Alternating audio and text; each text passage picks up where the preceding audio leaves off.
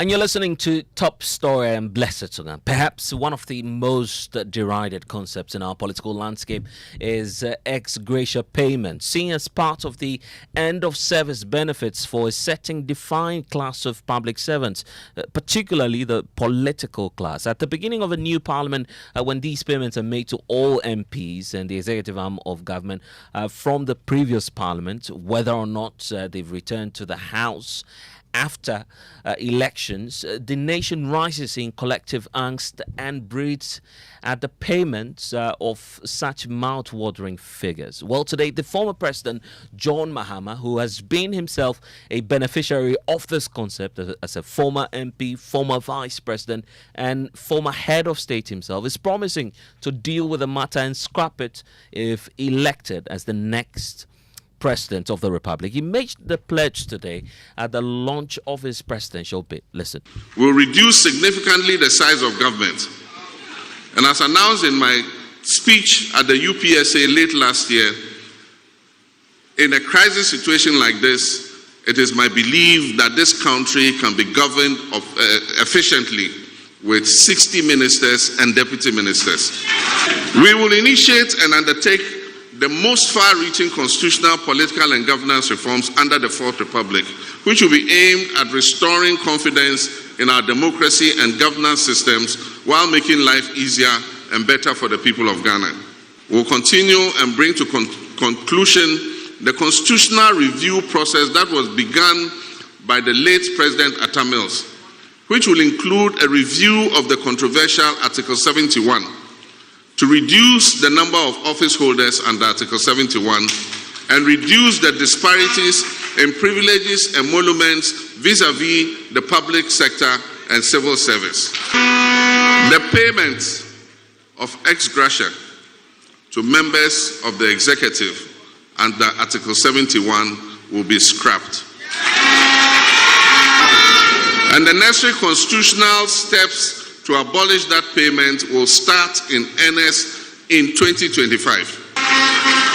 We will also begin the process of persuading the other arms of government other than the executive to accept the removal of these ex gratia payments. Issues pertaining to the excessive powers of the president, proper separation of powers, strengthening of parliament, restoring the independence of the judiciary, independent and quasi-independent state institutions, and depoliticizing them will take center stage of the new administration. Well, so it is confirmed that John Mahama will be in the race now. The former president is still talking about national matters. He believes that the country is at a crossroad and requires a bold and decisive leadership capable of rescuing the country from what he describes as the clueless New Patriotic Party administration, describing the country's economy as broke. The former president accused the government of acting in bad faith in the matter of the domestic debt exchange program. The unthinkable has happened, and our country today is broken on all fronts. Ghana is bankrupt. We are saddled with debts we simply cannot pay. And we have suffered the global humiliation of defaulting on our debts and being downgraded by all credit rating agencies to the lowest level ever seen in our history. Our economy is in the worst ever shape, with suffering and pain on an unprecedented level. Hyperinflation and ever-increasing price of basic items, including food products, have all combined to inflict unbearable pain on millions of Ghanaian households. Parents are being forced to make the choice between seeking prompt health care for their sick children or providing meals with their meager resources for their families. Our middle class stands the real risk of being wiped out on the back of an obnoxious debt restructuring program. The poor who depend on the middle class for employment and sustenance are on their own and uncertain of their fate in the future. Our aged pensioners and the elderly have not been spared either.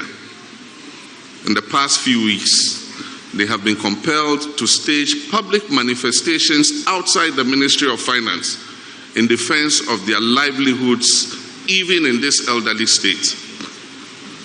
Who would have thought that Ghana will come to a juncture like this, where a government would mete out such shabby treatment to our senior citizens, whose only crime is that they put their life savings in what is considered the safest financial instrument in the world, government bonds. We are at this most depressing phase in our history, where our economy has been destroyed because of the systematic mismanagement, misguided and clueless policy choices and the incompetence of President Nana Akufo-Addo and his Vice President Mahamudu Bawumia. While our people struggle to keep their heads above water, government officials continue to exhibit high levels of greed, corruption, arrogance of power, dishonesty, blatant state capture, and conflict of interest. Well, so John Mahama himself is aware that he's not the only one in this race canvassing for votes across the country, especially from the delegates of the NDC to be its next leader. Because in that contest with John Mahama is Dr. Kwabena Dufo, a former Minister for Finance and also a former governor of the Central Bank. We have Kojo Bonsu, a former mayor of Kumasi, also in this race, and a businessman who we understand is the fourth individual joining the race for the NDC. But for President John Dramani Mahama, he believes that Ghana needs a leader and not someone who wants to use the presidency to experiment. I'm not the kind of leader who derives pleasure from or who can smile at my country's failings, even the failings of my political opponents. As noted by Otto von Bismarck, a wise man learns from the mistakes of others. As far as I'm concerned, there is no vindication to be derived from the suffering of the Ghanaian people. I'm offering myself for public office at this time because I appreciate the enormity of the task ahead, owing to the level of damage that has been done to our country by this government. And I also know that such a mountainous task requires a steady, unifying and experienced hand to build the Ghana we want together. And as I said, this is no time for experimentation. Ghana at this time does not need a try-me-too leader. Our country at this time urgently needs a leader with an unwavering desire to get things done in a no-frills, no-thrills, business-like manner. Not one enamored with sloganeering, excessive partisanship, personal comfort, and shallow populism. Ghana's next leader should exercise sound judgment and be able to make the right calls at the right time. A leader who accepts responsibility and works to fix the problem, and not one who shifts blame onto others. The leader should be one whose heart is filled with compassion for the people, and who has the humility to connect with and understand the needs of the people he serves. Our country requires a visionary leader who will build a prosperous and progressive Ghana for all Ghanaians and not just a few family and friends.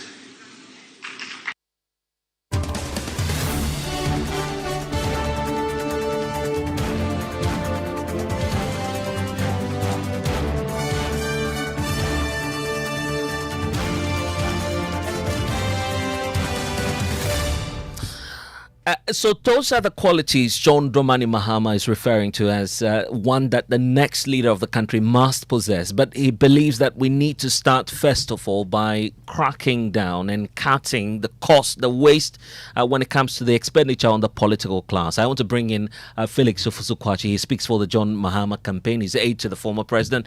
Thank you for your time here on Top Story.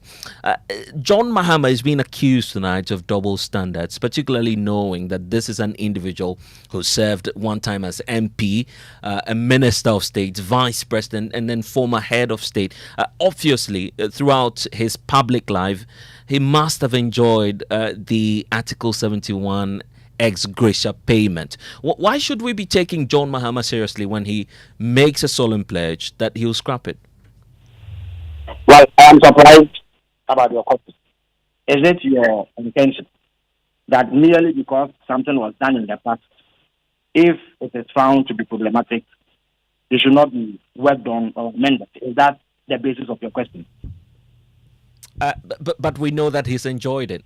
He's Yes, criticizing so same. are you proceeding from the premise that merely because something was done in the past, if there is unanimity over the fact that it is no longer helpful, it should remain, and that nothing should be done about it? Is that the premise of your question?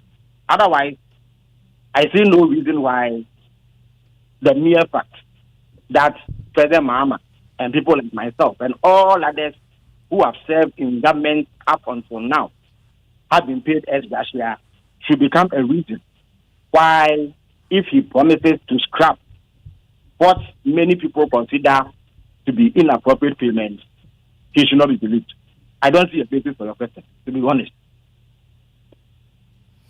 But are you aware of the constitutional requirements, the fact that the president has little to do in terms of the constitutional powers to either change what may have been determined in line with Article 71? He may not have the power by 2025 to do so once the commission has been formed by an existing or a previous president, you're aware?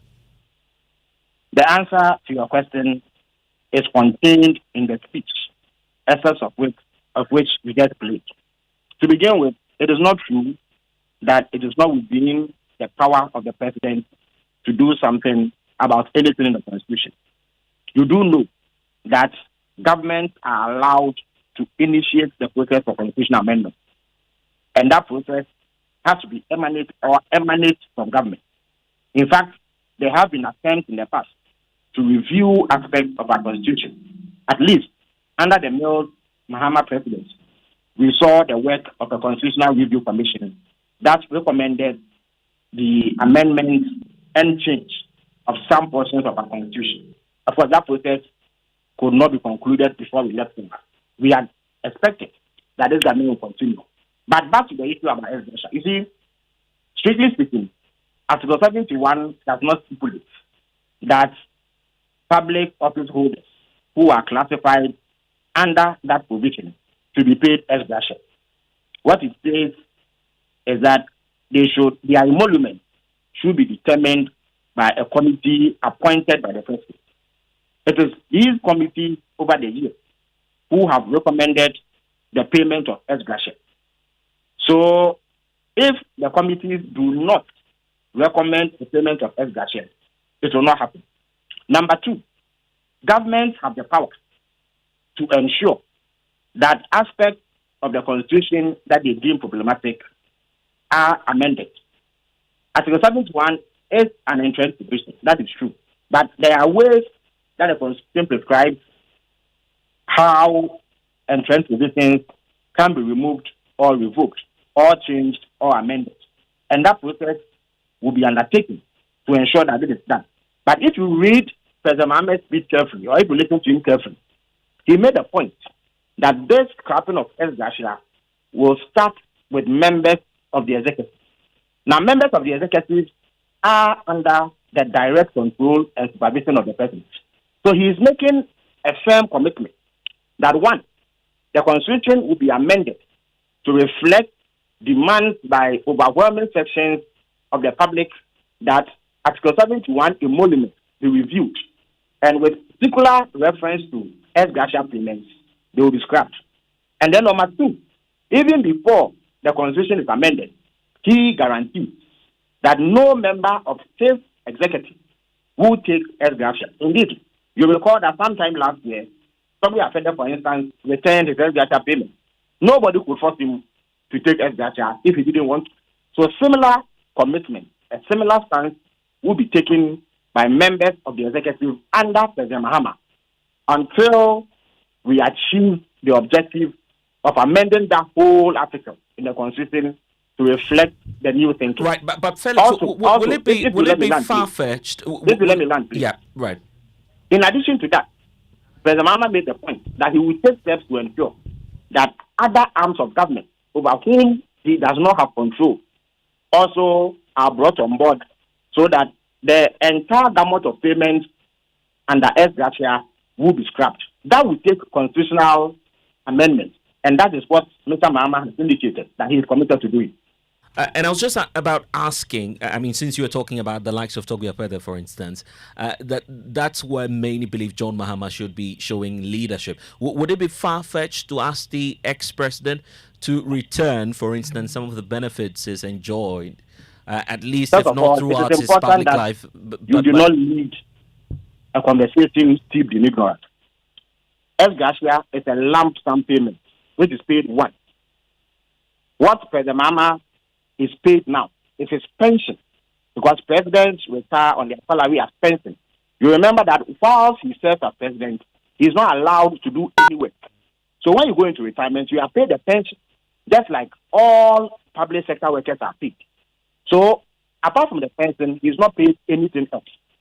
Again, it will be a bit odd to ask that something that has been paid long ago be refunded. If it were paid today, and you requested that it will be refunded, that is in order. But it is important that you don't create the impression that as President Mahama speaks today, he is paid ex gratia every time. He is not paid ex gratia every time. He is paid a pension. And all public sector workers are paid pensions. I don't think that anybody has counted that. What people have come with is the lump sum payments that are made to existing public servants or political office holders when their tenure comes to an end. And that is the conversation that we're having. But have you put a cost to this to see if indeed, as a nation, we're not just making emotional arguments? The fact that it may not have been such a costly exercise as that argument has been bandied around. First of all, the payment of ex gratia runs into millions of Ghana cedis. It is true that it is not that money that will transform the fortunes of this country. But it is extremely important that any measure that can help curb waste and dissipation of public resources is taken to protect the public purse. That is number one. So it is real tangible money that is paid. If that money is not paid, it can be used to cater to the needs of people who may be more in need of help than Article 71 office holders. Let me give you an example. Your station or your network has been running a program we call School of Shame, under which I learned about 3 weeks ago that up to 800,000 Ghanaian school children do not have access to text. So any savings that is made on such payment that can be channeled into the procurement of some amount of text for school children, for instance, will be helpful. As I speak to you, for 4 years running, not a single textbook has been supplied by this government to basic school pupils. So savings like that can be channeled into such high priority expenditure, which have tangible benefits for the Ghanaian people. So we cannot trivialize that matter. And then there is a need for leadership to serve, or what do you call it, to offer the right examples. If we go into crisis, as we have now, and you ask people to tighten their belts, you indeed expropriate people's savings that they have put into bonds and lend to you. Okay. On the basis that you do not have money to pay. And they endure the pain and sacrifice of losing their livelihood. You cannot have a situation where public office holders who are exiting from government are paid these lump sums. So there's also a certain level of symbolism, which is important, which shows that government officials are not going to live in comfort at a time when the generality of the citizens are suffering.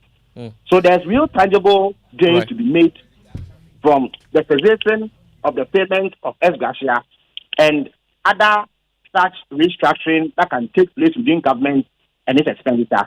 And then there is the moral symbolism, which is important, and sends the right signal to the populace that they are being led properly by the government. But Felix, in all of this, there's a question facing John Mahama himself, because he's spoken about it earlier today, that we need a president who would not experiment with the office. If that's the case, you have had the opportunity as the NDC to run this country. Why is it now occurring to John Mahama that he needs to scrap the ex gratia and not do it when he had the final opportunity? Are quite problematic. You assume that simply because something was done in the past, it cannot be discontinued. Why? Before the NPP came to power in 2016, hadn't they been in power between 2001 and 2008? Why did you not ask that all the things that Akufo-Addo was promising, why hadn't you thought of it before? John Mahama is the one. John Mahama is the one making the promise to us. Yes, but I'm asking you. Your network has existed since time immemorial. I never heard you ask the NPP or the candidate why they didn't do any of the things they promised to do between 2016 and now. Felix, again, this is extremely problematic. Your candidate has First made all, the yes. pledge. He's I'm making the point pledged to scrap the S-Crush. premise I'm asking you. flawed. I'm asking The you a premise of direct your question question. is You flawed. had the opportunity. Yes. Why didn't I'm you saying scrap that I'm saying that the premise of your question is flawed because you are saying that merely because the NDC has been in power before, it should have done everything else, including everything else that can be done in the future within that period that they were in power. That is impossible. Between 2016 and 2024, there are things that cannot be done. It does not mean that those things cannot be done between 2025 and beyond. In any event, there is nothing wrong with carrying out reflection and introspection and determining that a number of things that may have been done in the past are no longer suitable going forward. Indeed, it is extremely important to have leaders who are humble enough to acknowledge shortcomings of the past and who commit to do something about them in order to ensure that our country is better run than it has been done in the past. We do not need leaders who are obstinate, who even in the face of glaring evidence that there are shortcomings in governance, insist that they are going to do the same thing. So John Mahama is coming with an attitude that says that yes, over the period, at least in the last 30 years that the Fourth Republic has run, there are things that we have done. There are missteps that have been taken that have not inured to the benefit of our people. I am willing to ring those far-reaching changes to ensure that life is better for our people than it has always been. And I think this is a noble cause that needs the support of the entire Ghanaian population because nobody can argue that the current situation we are in is acceptable. We live in terrible times. This government has committed economic atrocities against the people of Ghana. And there's no sane person out there that can argue that what we have now is better than what this government inherited. For that reason, there needs to be a change. And if you are going to change, you need an experienced, steady hand. Somebody who has seen it all before and who is willing to do new things to ensure that our country is better run and that the outcomes thereof are beneficial for the people of this country. Felix, your candidate, the fear is your candidate may be, causing some sort of disaffection for himself, especially within the political class, knowing that he needs crucially to earn the votes of, for instance, members of parliament who will be beneficiaries of this Article 71 ex-gratia payment. Have you done enough consultations, for instance, tried to engage your MPs in Parliament on the possibility of scrapping this when you win power? You see, what Ghana has lacked for some time is a leader who is bold enough to take those decisions that are beneficial to the people of Ghana, but which may not be beneficial if you consider the parochial interest of a few. You see, we cannot have a leader who panders to the whims and dictates of the political class at the expense of the people whose resources are used to look after the political class in the first place. Number two, there has been sufficient consultation within the NDC to win the support of everybody who matters in this endeavor.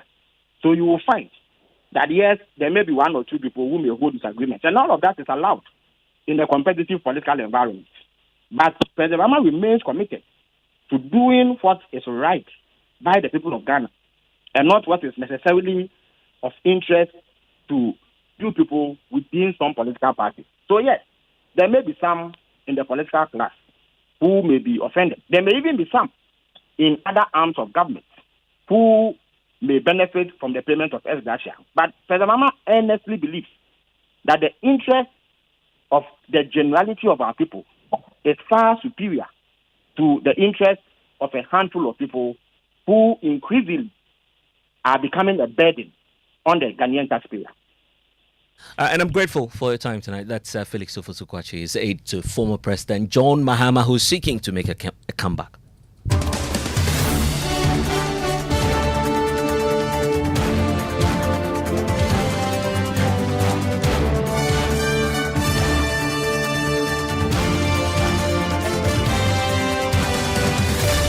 Well, a lot has been happening tonight that we need to bring to you, because in the Volta region, at the very launch of that campaign, the OT regional chairperson of the NDC, John Kudjo Agyapong, is questioning the real motive behind the presidential ambition of hopefuls such as Dr. Kwabena Duffuor, who's seeking to be the main contender of John Mahama going into this race. Listen. The next person is also a brother from Kumau. Oh, Dr. Duffuor. Have you won your seat before? Charity begins at home. Have you won it before? Who should do the monkey job for you to become a president of this country? And he's also my brother. I am an Ashanti, you know, Duffuor. He's from Kumau. You have never won it. Never have you won the regional chairman. So you see, the campaign, after I finish with them, the campaign is finished. You don't waste your time. Let's come to Kwadwo Bonsu, Ozebonsu. He is from Offenso. I'm wondering why the Ashantis are so eager to become president when they are not doing their homework well. But it's a good brain, you know. The three of them can win the 3 seats for us. Charity begins at home. Go there and win the seat for us before we can think about you. But if you don't do it and you are showing your face, you are just giving us troubles. Ladies and gentlemen, NDC respects hard work. We respect commitment. We also respect loyalty.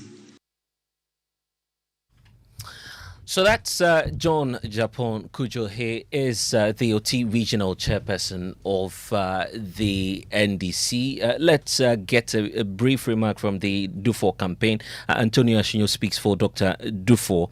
Antonio, so you've heard the chairperson speaking on behalf of a host of others who say they are in for John Dramani Mahama. What's your reaction, briefly?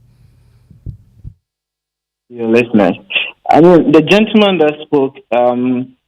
his claims are premised on a lot of ignorance and factual inaccuracy, respectfully. He claims Dr. Duffuor should win Kumewu for the NDC. What he doesn't know is that Dr. Duffuor's constituency is Setua Plains. The NDC has only 4 seats in Ashanti region, and Setua Plains, where Dr. Duffuor is from, voting at, is an NDC seat. Also, the MP, the current MP in that constituency is Dr. Duffuor's own blood brother. That's same mother, same father. So clearly, his claims were premised on a lot of ignorance and enthusiasm, but we can forgive that. Secondly, Dr. Duffuor's contribution to the party is undisputed. He talks about loyalty and hard work. The candidate he supports, the question is, when did that candidate join the NDC? Dr. Duffuor has been with the NDC, even as deputy governor, during the founder's time. So everything he says clearly is inaccurate. Again, we heard him say that you have to, within the NDC, you have to be a member of parliament before you can be president. Again, that is factually inaccurate. The founder of the NDC, Jerry Rawlings, was never a member of parliament. Indeed, his former president, Atta Mills, was never a member of parliament. And even if you are going to go by the member of parliament argument, the candidate he supports is from Damango. As we speak, the NPP holds Damango. The NDC's performance in the northern region, which is supposed to be the second strongest World Bank for the NDC, right, is in question now. The NPP is sharing that with us. They have more seats than us. So whatever he's saying, I'm sure he doesn't have the facts, but that's the facts I've set out there. All right, then. Dr. Duffuor is from Setua Plains. Setua Plains is an NDC seat, and the current MP is from Dr. Duffuor's own house. And indeed, Dr. Duffuor's own son is contesting to the MP there. So clearly, they hold that constituency for the NDC, and in fact, their impact within the region is there for everybody to see. All right. Okay, that's Antonio Ashinyo. He speaks for the Do4 campaign. Thank you. But what does government think about the proposal from John Dramani Mahama? Let me bring in Richard Akengba, his communications director for the New Patriotic Party. A number of issues, John Mahama taking you on the debt exchange and also asking that we scrap the ex gratia payments. Your thoughts briefly on that, sir? Thank you very much. I think that the conversation around the ex-gratia is an ongoing conversation. I think Parliament will have to take a look at that. It's one of those things that, I suppose, during the constitutional review process, I think it came up. So it's something that we need to look at in the interest of trying to ensure balance and equity in pay. I think that it has to be looked at and a more creative way found to be able to attend to those category of workers to make sure they feel also taken care of, and other class of government workers are also taken care of. So I think that is a welcome conversation. I think that is not a new conversation. It's been there. I think you're asking because the former president raised that concern today. The only interesting thing about it is that he doesn't have any credibility as far as discussing that subject matter. He's had a casing as an executive president to act on it. He didn't. He said he was going to do something about it in 2016. He didn't. It was a difficult economic times where he was mismanaging the economy. We have had to go to IMF. That was a perfect time for him to have done something about it, but he didn't. So if he's bringing a conversation today, it's a conversation we must have, but not because he will do anything about it. Because if we give him a chance today, he will not. He will just talk about it, but not do anything about it. But we have to look at that and deal with it, not because the former president raised. Okay, then. And I'm grateful for your time. That's Richard Akengba, his Director of Communications for the New Patriotic Party, ending top story. Next is Newsnight.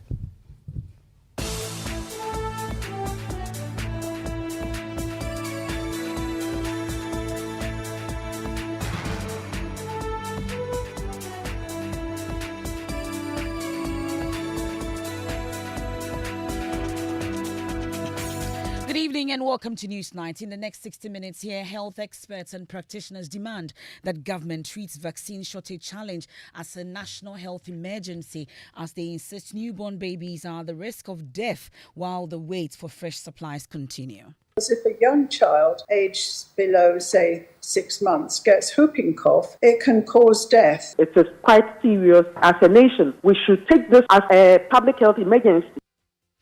We have details plus tell you about the fear of possible closure of schools in Tamale North as a result of measles outbreak. Also tonight, Majority Leader Osei Mensah Bonsu declares no one can stop the Electoral Commission from laying its proposed constitutional instrument currently dividing opinions. No speaker has the right to also say that I will not allow government business to be transacted. No speaker has that authority, period. I would also say I don't see how the minority can say that we will if you say we'll not allow it, yes. Details of happenings on that. Also, NPP MPs taunted former President Mahama after he launched another bid aimed at taking the presidency. But Ghanaians know what John Mahama did for Ghana. And I don't think he's bringing any new ideas. That's the old story that he's come to repeat. He was a vice president. He became 3 months or so or less president. He became a 4-year president. What did we see? Details of that. And in business, China likely the kingmaker in current discussions for Ghana's cancellation of its debt. And in sports, we hear from Mohamed Polo, who says Ghana football has lost its identity. And later, we won the election and we will prove it to Nigerians. Labour Party's Peter Obi vows to prove in court that his supporters were robbed of victory. This election, as you know, did not meet the minimum standard expected of a free, transparent, credible, fair election.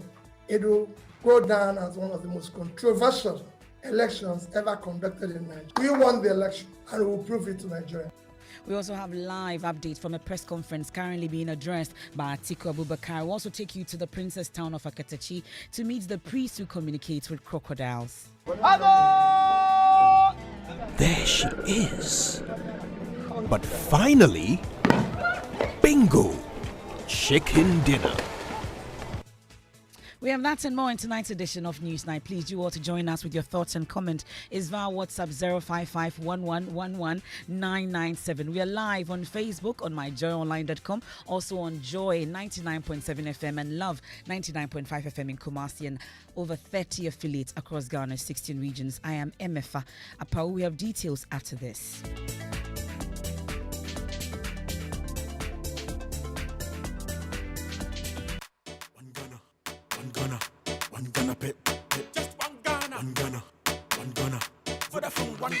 Yo, bro, I beg, make you give me correct shock absorber. Or make I do video concept, then take the Gaussian P for the engine show you. Hey, yawa humache. Every morning you the tear calls, they browse. Actually, something they there. Hey, Tago, the way town make hot. And Robert so and if it be you where you get Vodafone 1 Ghana promo them out 20 minutes talk time to call all networks where you start get data and 1 gig from 5 a.m. to 11:59 a.m. Bye. And can you go do pass me safe and you dial *530 hash. Make we enjoy. You go fit subscribe as many times as you want. Yes, plantain chips. Yo, sweet Ama, take this by Vodafone 1 Ghana bundle. Moku vibe plus video calls and taste. You catch the vibe. Early morning, 5 a.m. sharp. Vodafone, further together. Keys. What could be simpler than a key? Who doesn't have a key? A car key, an office key, a drawer key. But there's one key that rules them all. The house key. The key to a place we call home. The key to the home where everything comes together. The key to a home that is our own. A home where we make life happen with our families and loved ones. Adoha has been working hard for over 30 years to make home ownership within reach for many. Say yes to property with Adoha.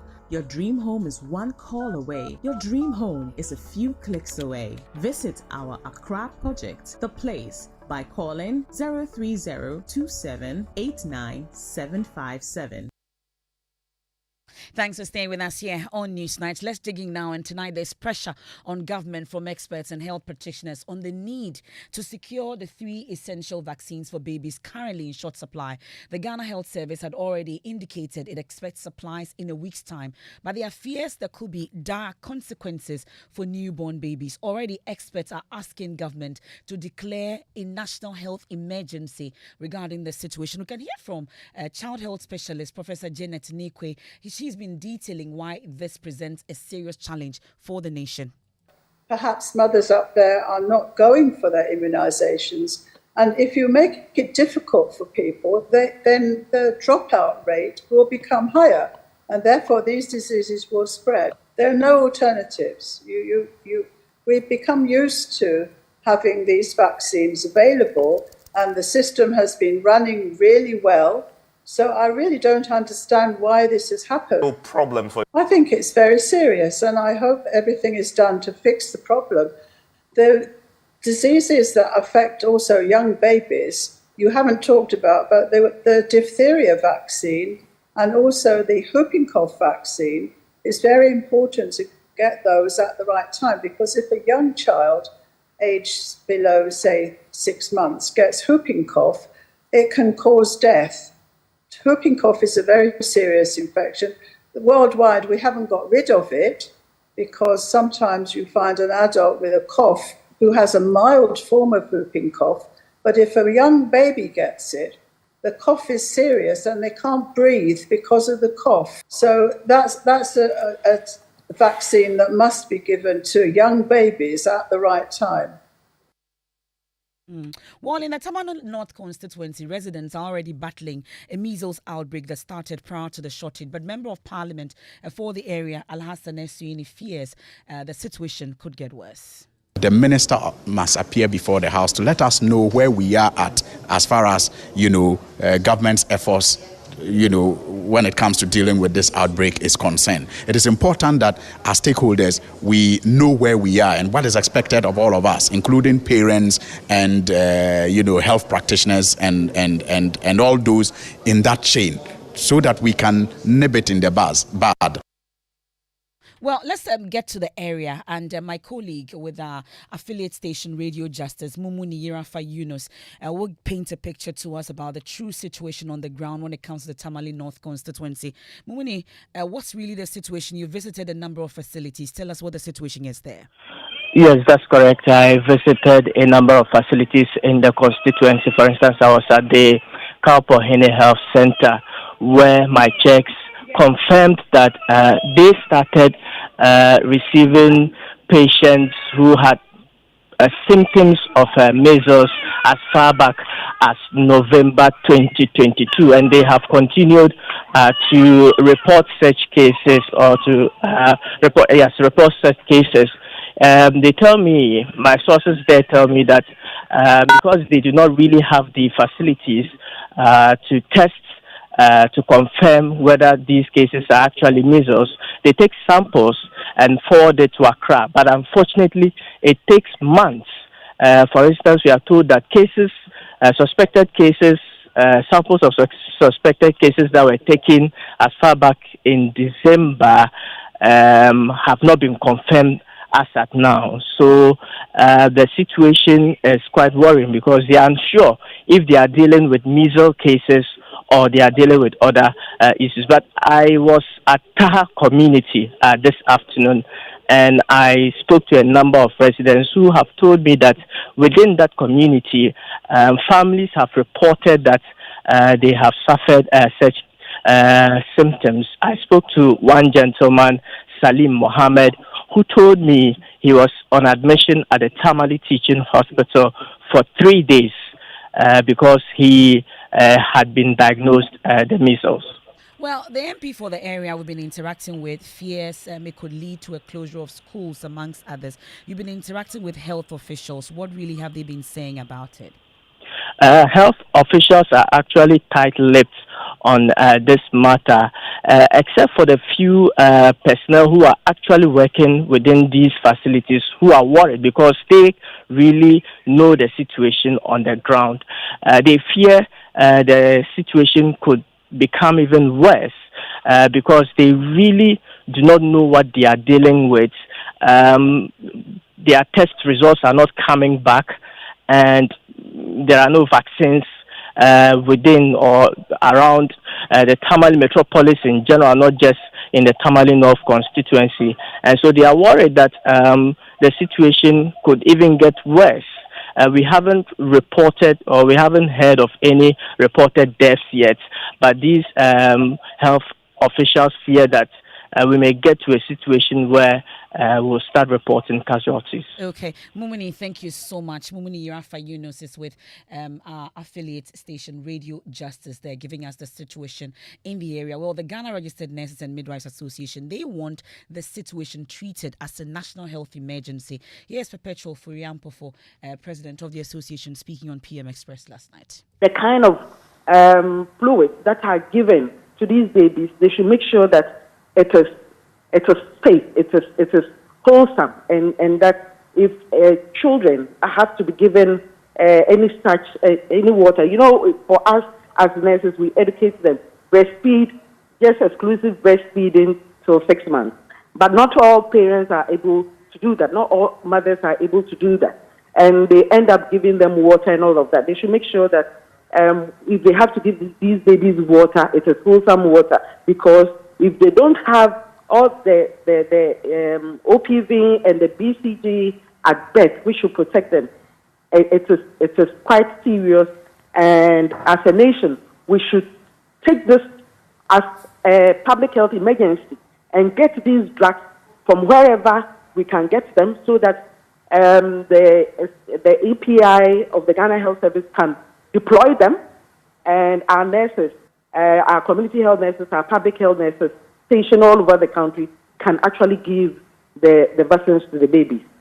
That's Perpetual Friampofo, president of the Ghana Registered Nurses and Midwives Association. Well, there's meanwhile raging controversy surrounding the 72 million cedis released to the Ministry of Health for the purchase of these vaccines for these babies. We've been hearing from the National Health Insurance Authority on this. Oswald Usuamensa yesterday telling us that these monies have been released to the Ministry of Health, the Ghana Health Service, for that matter, for that to happen. But the Director General of the Ghana Health Service has assured that the country will take delivery of some of the vaccines in the next 2 weeks. He insists that he is unable to speak just yet because there's nothing more to add to it, but they are hoping that within 2 to 3 weeks they will be able to get this. But the ranking member on the Health Committee, Kwabena Mintah Akando, insists that the Ghana Health Service must account for the money. Government has been negligent. You don't understand what actually the ministry, the officials of the Ministry of Health are doing. You invite them and they are not able to convince you. So we have asked them to go back because the reasons they advanced before us are untenable, and so they should go and get back to us properly. Well, that's the ranking member on the Health Committee of Parliament, Kwabena Mintah Akando. Like I was saying, the Ghana Health Service insists that we will get these vaccines in the next 2 to 3 weeks. We've been hearing from experts also on this, on the dangers that it poses to babies that have been born over the period. This is a matter that will continue to follow. We know that the Health Committee are also expecting that the Health Minister will appear before them and answer questions on this. We'll be following it closely and get you more. But I'll take you to Parliament now.